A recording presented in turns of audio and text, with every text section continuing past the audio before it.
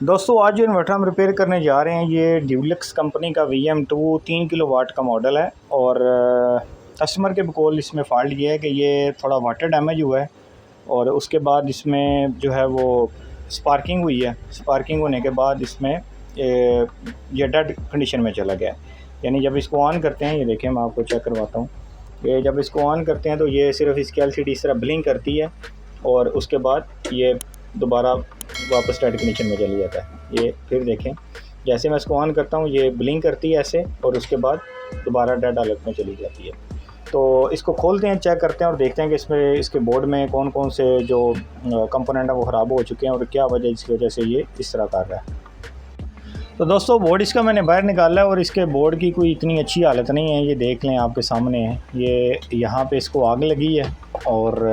یہ اس کی یہاں سے یہ سارا اس کا بورڈ جلا ہے، اور یہ بھی اس کا یہ دیکھیں یہ بالکل ٹوٹ چکا ہے، یہ دیکھیں نا ختم ہو چکا ہے ٹوٹ کے۔ تو اس کے علاوہ یہ جو اس کی سائڈ ہے یہ بھی شارٹ ہو چکی ہیں آدھی، یہ نمبر جو ہے نا یہ شارٹ ہو چکا ہے، یہاں پہ کچھ ایسے تھے جو شارٹ نہیں ہوئے۔ اچھا یہ پہلے بھی کسی نے ریپیئر کیا ہوا ہے، یہ دیکھیں یہاں پہ 0 اوم کی ریزسٹنس لگتی ہے فیوز ٹائپ کی، اور یہاں پہ کسی بھائی نے یہ جمپر لگایا ہوا ہے، یہ دیکھیں یہ جمپر ڈالا ہوا ہے یہ والا۔ اور اس کے علاوہ یہ جو اس کی چارجنگ والی سائڈ ہے یہ بھی ٹوٹلی شارٹ ہے، میں آپ کو چیک کرواتا ہوں، بالکل شارٹ ہو چکی ہے۔ یہ میٹر کو آپ BP رینج پہ سیٹ کریں تو یہ دیکھیں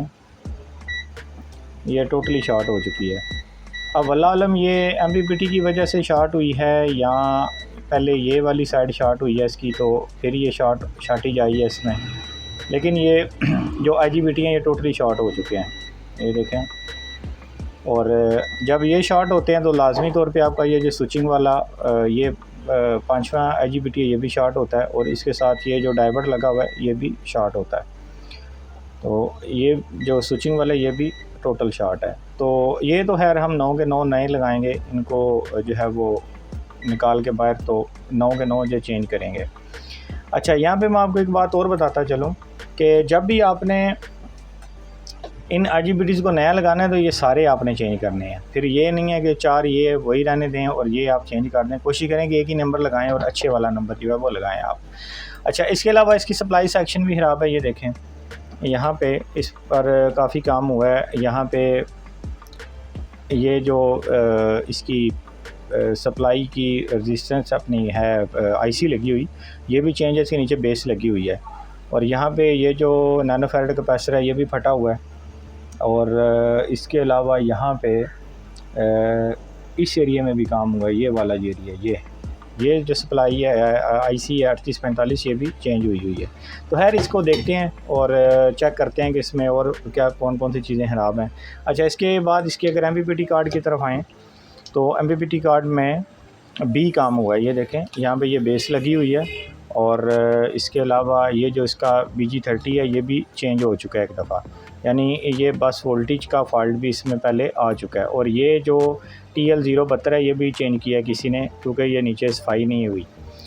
تو دیکھتے ہیں اس کو تسلی کے ساتھ، سب سے پہلے تو اس کے یہ دونوں بورڈ واش کرتے ہیں اچھے سے،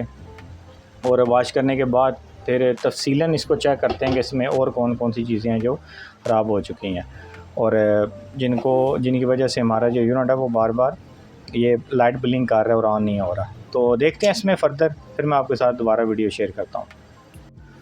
دوستو IGBTs وغیرہ میں نے باہر نکال دی ہیں اس میں سے، اور اس میں جو ریزسٹنسیں لگی ہوئی تھیں IGBTs کے اوپر وہ بھی چیک کر لی ہیں، اور یہاں جو ایریا جلا ہوا تھا اس کو میں نے یہاں سے نکال دیا، کاٹ دیا، اور اس کی یہاں سے پراپر صفائی کر دی ہے۔ یہ جو اتنا پارٹ جلا ہوا تھا اس کو بالکل آپ نے کاٹنا ہے۔ اگر آپ کے پاس اس طرح کا کوئی انورٹر ہے جس میں یہ بورڈ جلا ہوا ہو تو بجائے آپ اس کی ریپیئرنگ کرنے کے اس کو کاٹیں، کیونکہ وہ بعد میں پھر سپارکنگ کر کے آپ کا انورٹر جلائے گا۔ جس طرح انسانی جسم میں ڈاکٹر کینسر زدہ حصہ کاٹ دیتے ہیں نا، اسی طرح آپ نے یہ جو برن شدہ ایریا ہے نا اس کو آپ نے کاٹ دینا ہے، کیونکہ یہ جب ایک دفعہ بورڈ یاد رکھیے گا جب سپارک ہو جائے نا تو پھر آپ اس کی جگہ جتنی مرضی پیسٹیں لگاتے رہیں نا اور اس کو روکتے رہیں سلیکونے لگا کے تو وہ نہیں رکتا، وہ دوبارہ سپارک ہوگا، تو اس کو آپ نے کاٹنا ہے۔ تو اب یہاں پہ یہ جو اس کا جیک لگا ہوتا ہے اس کی جگہ آپ نے 2 تاریں باہر نکالنی ہیں MPPT کی، یہاں سے جو نکلتی ہیں سیدھی، MPPT کاٹ کے یہاں سے جو تاریں نکلنی ہیں وہ سیدھی آپ باہر لے جائیں جیک والی جگہ سے اور اس کے آگے BNC لگا کے دیں. تو یہ ایریا میں نے کاٹ دیا ہے اور اس کے جو IGBTs ہیں وہ باہر نکال لیں, ان کی ڈسٹینسوں وغیرہ کی ریڈنگ لی ہے. اور یہاں پر آپ کو میں بتاتا چلوں, یہ دیکھیں جب آپ صفائی نہیں نہ کرتے, میں ہر ویڈیو میں یہ بات آپ کو بار بار بتاتا ہوں کہ آپ نے پراپر صفائی کا خیال رکھنا ہے. تو جب آپ صفائی نہیں کرتے تو یہاں پہ پھر جو سولڈر کے ذرات ہیں وہ بعد میں آپ کی خرابی کا باعث بنتے ہیں, انورٹر میں وہ دوبارہ فالٹ آنے کا باعث بنتے ہیں. میں آپ کو یہ مائکروسکوپ پہ اس کا ایک ویو دکھاتا ہوں کہ میں صفائی کر رہا تھا اس کی. تو یہاں پہ ایک جگہ پہ یہ دیکھیں, یہ ایک PF لگا ہوا ہے, یہ والا بھی میں اس کو صاف کرنے لگا تھا, میں نے سوچا آپ کو دکھا کے کروں. یہ دیکھیں یہ PF لگا ہوا ہے اور یہ PF کے اوپر یہ دیکھیں یہ سولڈر کا جو جہاں پہ انہوں نے اس کو سولڈ کیا ہے اور یہ اس کا ایک ذرہ جو ہے یہ ادھر بھی شارٹ ہو گیا اور یہ ادھر بھی اس کے ساتھ. اچھا یہ شارٹ ابھی نہیں ہے, میں نے میٹر کے ساتھ اسکور چیک کیا ہے, لیکن یہ بالکل قریب ہے اس کے کہ یہ شارٹ ہو جائے. یہ دیکھیں یہ ہوتا ہے جب آپ پراپر طریقے سے کام نہیں کرتے اور پراپر طریقے سے یونٹ کی صفائی نہیں کرتے تو پھر یہ حالت ہوتی ہے. یعنی جب اس نے یہاں سے یہ اس کو سولڈ کیا تو یہ دیکھیں یہ اب یہ دونوں طرف سے یہ بالکل شارٹ ہونے کے قریب ہے. تو اگر یہ شارٹ ہو جاتا تو آپ کے 8 وولٹ جو ہیں یہ 7805 والے وہ شارٹ ہو جاتے اور آپ کا جو یونٹ ہے وہ ڈیڈ حالت میں چلا جاتا, اور ممکن تھا کہ آپ کا 3845 اور یہ IRF 630 یہ FET بھی اڑا دیتا. تو یہ چیزیں ہوتی ہیں جو میں بار بار ویڈیو میں کہتا ہوں کہ آپ نے صفائی کا خیال رکھنا ہے, صفائی کا خیال رکھنا ہے, پراپر طریقے سے کام کرنا ہے اور ہمیشہ تھنر کا استعمال کرنا ہے. سولڈرنگ کر کے اس کو اچھے سے صاف کریں, صاف کر کے اس کو اچھے سے چیک کریں کہ میرا جو ٹانک ہے وہ پراپر لگا بھی ہوا یا نہیں لگا ہوا. اب یہ دیکھیں یہ حالت, یہ مثال آپ کے سامنے ہے. ابھی میں اس کو صاف کرنے لگا تھا لیکن میں نے سوچا میں آپ کو ایک دفعہ دکھاؤں کہ یہ اس طرح کا جو ہے یہ کام ہو جاتا ہے بعض دفعہ. تو اس کے علاوہ اس میں جو اور چیزیں تھیں وہ تقریباً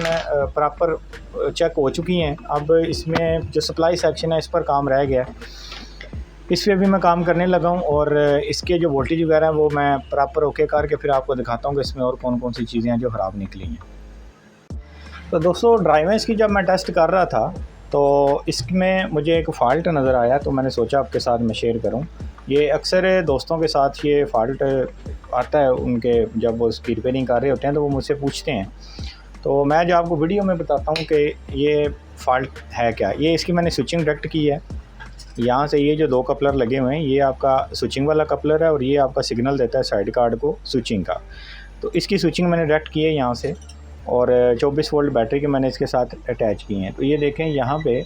یہ 5.5 وولٹ کی ڈرائیو بنا رہا ہے. اس کو ایسے رکھتے ہیں بلکہ ادھر رکھ لیں, ادھر آپ کو ٹھیک نظر آئے. یہ 5.5 وولٹ کی ڈرائیو بنا رہا ہے, 5.4, اور یہاں پہ 3.6 وولٹ کی ڈرائیو ہے. جبکہ ان چاروں کے اوپر جو ہمارے پیچھے زینا ڈائیوڈ لگے ہوئے ہیں نا وہ WA نمبر کے لگے ہوئے ہیں اور وہ 5.5 وولٹ کا زینا ڈائیوڈ ہوتا ہے. لیکن یہاں پہ دیکھیں یہ 3.6 وولٹ کی ڈرائیو بنا رہا ہے. عام جو نیا کاریگر ہوتا ہے نا وہ سمجھتا ہے کہ ڈرائیو آ رہی ہے اس لیے وہ اپنے IGBT یہاں پہ انسٹال کر دیتا ہے. اس سے کیا ہوتا ہے کہ وہ IGBT دوبارہ بلاسٹ ہو جاتا ہے. یہاں پہ دیکھیے یہ 5.5 وولٹ کی ڈرائیو تیسرے پہ بھی آ رہی ہے. یہ پہلے اور تیسرے کی ڈرائیو سیم جگہ سے آ رہی ہوتی ہے, ٹھیک ہے. اور جب آپ چوتھے پہ ٹیسٹ کرتے ہیں تو یہاں پہ دیکھیے یہاں پہ 3.6 کا ہے اور پانچویں پہ بھی 3.6 وولٹ کی ڈرائیو ہے. اب یہ 3.6 وولٹ کی ڈرائیو کا جو زینر ہے وہ یہ دیکھیں یہاں پہ, یہ دوبارہ دیکھیں 3.6, اور پھر آپ آ جائیں یہاں پہ یہ جو زینر ہے یہاں پہ دیکھیں یہاں پہ بھی 3.6, اور یہاں پہ یہ جو 5.5 تھی یہ دیکھیں یہاں پہ بھی 5.5 ہے. تو یہ ان کا جو آپ نے زینا ڈائیوڈ ہے وہ لازمی چینج کرنا ہے اور اپنے ڈرائیو جو ہے اس کو برابر کر کے پھر اپنے IGBT لگانے ہیں, نہیں تو آپ کے IGBT دوبارہ پھٹ جائیں گے, بلاسٹ ہو جائیں گے, یا کوئی اور ایشو سیٹ میں آ جائے گا, یا 53 نمبر فالٹ پہ سیٹ چلا جاتا ہے.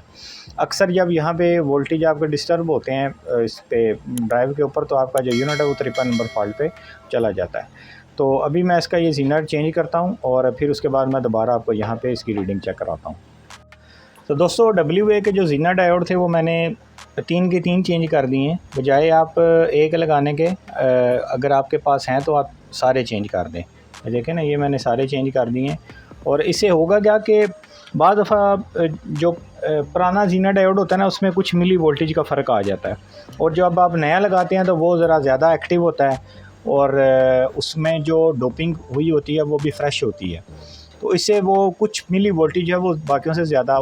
دکھاتا ہے، شو کر رہا ہوتا ہے۔ یعنی اگر ایک پرانا 1.5 دے رہا ہے تو وہ نیا لگائیں گے تو ہو سکتا ہے وہ 6.0 دے یا 5.8 دے۔ تو آپ پھر کوشش کریں کہ تینوں کے تینوں جو آپ چینج کر دیں، جس سے آپ کی فریکوینسی اور وولٹیج ہیں وہ برابر ڈرائیو کے اوپر آئیں گے۔ تو یہ دیکھیں میں نے اس کو سپلائی دی ہے، وہ یہ دیکھیں 6.0 وولٹ کی ڈرائیو ادھر بن رہی ہے، اور 6.0 وولٹ کی ڈرائیو ادھر بن رہی ہے،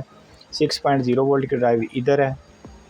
اور اسی طرح 6.0 کی ادھر، اور آخری پہ بھی 6.0 وولٹ کی ہی ڈرائیو بن رہی ہے۔ تو یہ برابر ڈرائیو جو ہے وہ پانچوں کے اوپر آ رہی ہے۔ اچھا، اس کے علاوہ بہت دوست یہ بھی پوچھ رہے ہوتے ہیں کہ یہ جو چارجنگ سائڈ والے IGBTs ہیں، ان کی جو ڈرائیو ان کا اس کا کیا سین ہے، وہ کیسے ٹیسٹ ہوتی ہے؟ تو یاد رکھیے، ان کی ڈرائیو آپ صرف فریکوینسیز یہاں پہ ٹیسٹ کر سکتے ہیں۔ جب آپ نے ان کی ڈرائیو ٹیسٹ کرنی ہے تو اس کے لیے پھر آپ نے جو اس کو مکمل لگانا ہے، لگا کے پھر جب چارجنگ پہ جائے گا تو یہاں پہ یہ کچھ ملی وولٹیج یا وولٹیج شو کرے گا، وہ بھی چارجنگ کے دوران۔ تو اگر آپ انہی کے ساتھ ان کی ڈرائیو ٹیسٹ کرنا چاہتے ہیں، اس کا بھی طریقہ کار میں آپ کو بتاتا ہوں کہ اس کا کیا طریقہ کار ہے۔ سب سے پہلے تو آپ نے یہاں پہ اس کی سوئچنگ ڈائریکٹ کرنی ہے، اور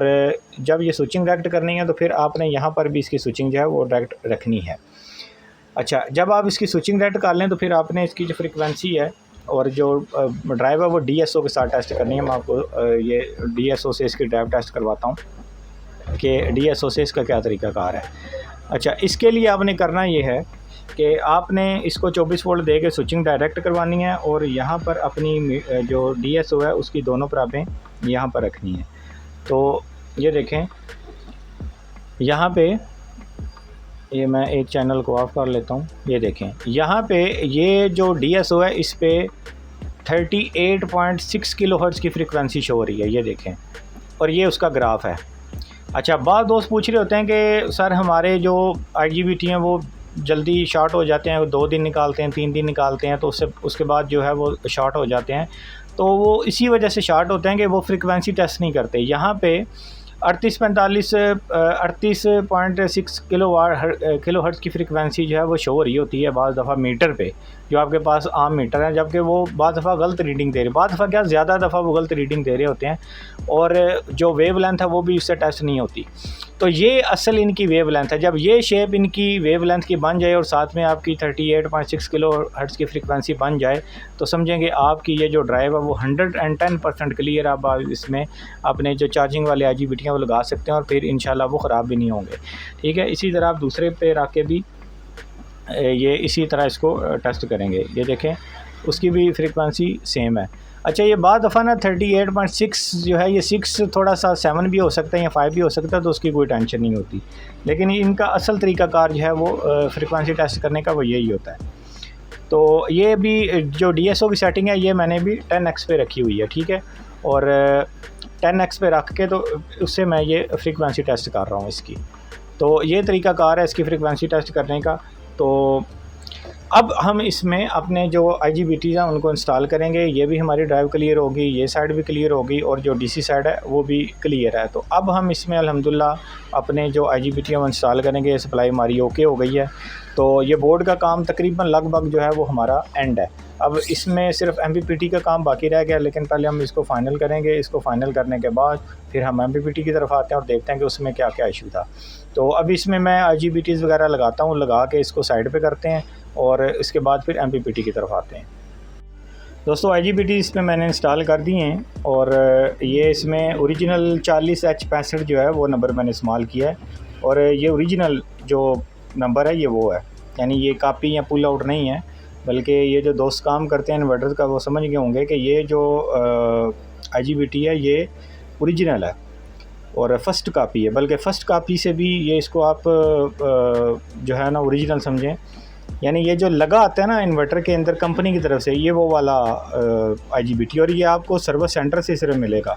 یہ آپ کو باقی اگر آپ لاہور سے یا کسی اور جگہ سے خریدیں گے تو یہ بہت مہنگا، تقریباً 700-800 روپے کا پر پیس پڑتا ہے، لیکن اگر آپ سروس سینٹر میں آپ کے کوئی جاننے والے ہیں تو وہاں سے آپ کو یہ ذرا کم پیسوں میں مل جاتا ہے۔ تو یہ وہ پارٹس ہیں جو کمپنی کی طرف سے لگے آتے ہیں،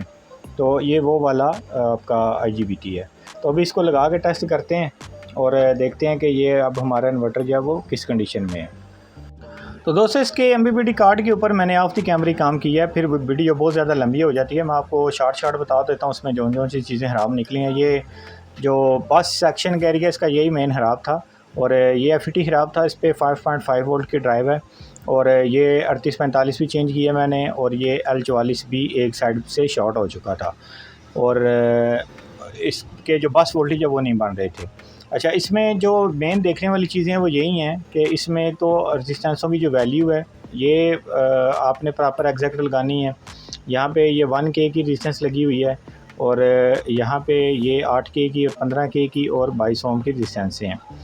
تو ان کو آپ نے ایگزیکٹ لگانا ہے ویلیو کے حساب سے۔ تو جیسے ہی آپ ان کو پراپر طریقے سے انسٹال کریں گے تو آپ کی جو یہ چاپری ہے یہ بوسٹ ہو جائے گی، اور آپ کا یہ ڈائیورٹ جو ہے یہ 8 امپیر اور 1200 وولٹ کا یہ آپ کے اس کیپیسٹر پر 10 وولٹ کو بوسٹ کروا دے گا۔ تو اس میں یہی ایشو تھا، باقی تو یہ مجھے اس میں کوئی چیز اور خراب نہیں ملی۔ تو اب اس کو لگا کے باڈی میں تو ٹیسٹ کرتے ہیں کہ ہمارا جو انورٹر ہے وہ آن ہوا ہے یا نہیں ہوا۔ تو فائنلی دوستو انورٹر کو میں نے مکمل طور پہ کلوز کر لیا، اس سے کنیکشن وغیرہ کر دی ہیں، اور اس کو میں آف دی کیمرہ ایک دفعہ تینوں سورسوں پہ لگا کے الحمدللہ چیک کر چکا ہے، انورٹر پراپر طریقے سے اوکے ہو چکا ہے۔ میں لگا کے آپ کو ٹیسٹ کروا دیتا ہوں۔ پہلے ہم آن کرتے تھے تو یہ LED بلنک کر کے تو آف ہو جاتی تھی، اور اب دیکھیں الحمدللہ یہ پراپر طریقے سے آن ہو گیا،